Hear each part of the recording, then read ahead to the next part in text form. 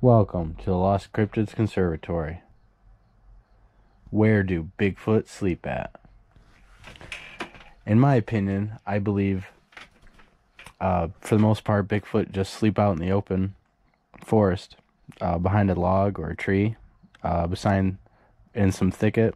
Not necessarily in a cave, although a cave would be better. And of course, if they had access to one, I'm sure they would use it.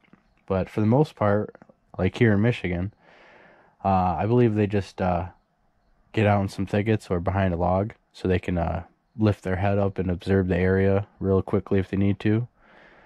It also helps them keep out of line of sight from humans, because humans aren't looking for a 1,200-pound gigantic animal laying down in the woods. Most of the time when people are in the woods, they're focused on the activity such as hunting or observation of birds, or walking their dogs and horses and things like that, hiking, biking. I believe Sasquatch, for the most part, find areas that they feel are safe, away from human activities, next to highways and people's houses, actually. The best places where people don't usually go out of their backwoods. They mow their lawns, and that's about it. They don't go in the woods other than hunting season or to do whatever activities. For the majority of the year, the Sasquatch have access to these places undisturbed and can observe the habits of the people that dwell there. So they know when the best time during each season is to be at what place. And also that affects how they get food and where they get food. So, and living in a cave presents many challenges. First of which is you would always have to keep expanding farther and farther to look for the same food sources.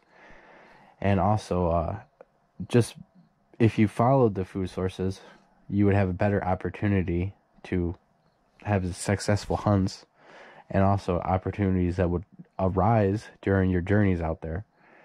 I believe that for this reason, most of them, and because of human population growth, that they always have to be on the move. And for the most part, here in Michigan, in lower Michigan especially, they're on the move constantly. But they do have a territory that they range from.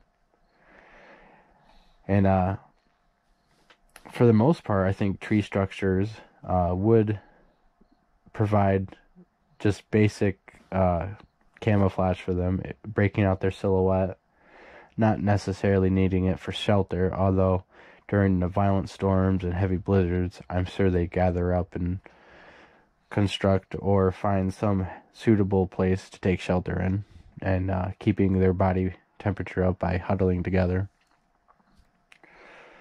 But for the most part, I think the tree structures would just provide a artificial blind for them to sleep in and to be able to see out of, while breaking up their silhouettes to other animals and, of course, humans.